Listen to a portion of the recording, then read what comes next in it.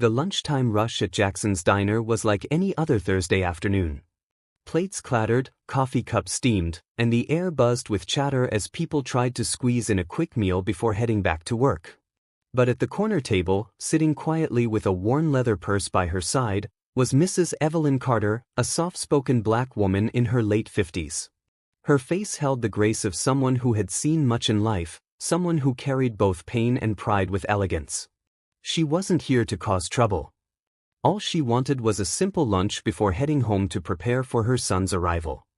Her son, General Marcus Carter, was the most respected Army general in the country. His reputation for discipline, integrity, and fearlessness made headlines everywhere he went. But Mrs. Carter never bragged about that. She didn't need to. At that moment, she was just a mother waiting for her sandwich. The diner's bell jingled, and in walked Officer Thompson, a local cop notorious for his short temper and big ego. He was tall, broad-shouldered, with mirrored sunglasses that he wore even indoors, a man who thought his badge gave him the right to own every room he entered. He scanned the diner, spotted Mrs. Carter sitting alone, and for some reason, she became his target. "Hey!" he barked, loud enough for the whole diner to hear. "You planning to pay for that meal, lady? Or just freeloading like the rest of your kind?" The diner went silent. Forks froze midair. Mrs. Carter slowly looked up, confused. "Excuse me?" she asked softly. Officer Thompson smirked. "You heard me. This ain't a charity. Maybe you people think rules don't apply to you, huh?" Murmurs rippled across the diner. A few customers pulled out their phones, sensing trouble brewing. Mrs. Carter, keeping her dignity intact, said quietly, "Officer, I haven't even been served yet. Please lower your voice. You're disturbing everyone." But Thompson wasn't about to back down, not with an audience watching.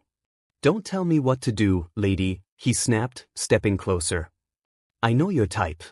Always playing the victim, always causing trouble. Stand up when I'm talking to you." Mrs. Carter stayed seated, her calmness only fueling his anger. And then, it happened. With the entire diner watching, Officer Thompson slapped her. The sound cracked through the air like a whip. Gasps erupted. Someone screamed. Coffee cups clattered to the floor. Mrs. Carter's head snapped to the side, but she didn't cry out. She didn't flinch again. She simply looked up at him with eyes so steady, so unshaken, it made him pause for half a second. Half a second. That was all the time he had before his entire world flipped upside down. Because at that very moment, the diner door swung open again. In walked General Marcus Carter, her son. Not in uniform, but his presence carried the weight of every medal, every battlefield victory, every ounce of respect he commanded from soldiers and presidents alike. He hadn't seen the slap yet. But the silence in the diner, the way people were staring, the phone cameras recording, he knew something was wrong. "Mom?" he asked, rushing over. Mrs. Carter touched her cheek lightly but stayed calm. "I'm fine, Marcus," she said softly. "But this officer seems to have a problem with me." General Carter turned slowly to face Officer Thompson. And in that instant, the arrogant cop realized who he had just slapped.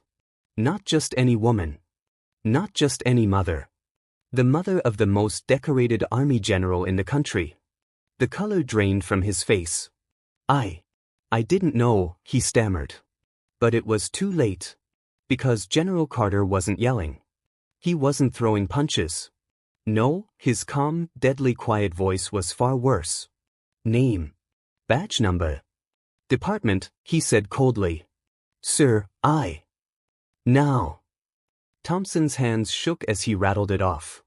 The entire diner watched, recording every second. General Carter pulled out his phone.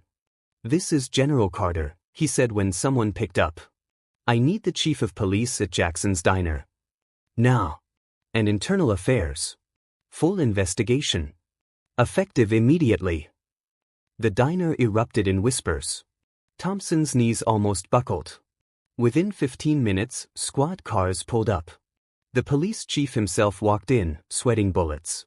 When he realized what had happened, that one of his men had assaulted the mother of a national hero in public, his face turned pale. General Carter, I assure you. Save it, Carter cut him off. I want him suspended. Effective immediately. And every witness video secured. If this doesn't go through official channels, I'll take it higher. Understood? The chief nodded frantically. Officer Thompson was led out in handcuffs. As the crowd applauded, Mrs. Carter finally spoke, her voice calm but carrying across the room.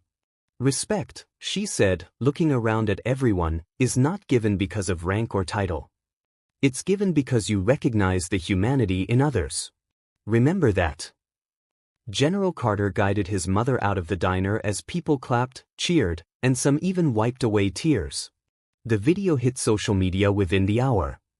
By evening, it had millions of views. Officer Thompson? Fired. Investigated. Done. Mrs. Carter? She went home, had dinner with her son, and never once bragged about what happened. Because for her, dignity was louder than any headline. Please don't forget like, comment, share and subscribe so that you will be the first to be notified when we drop another interesting story.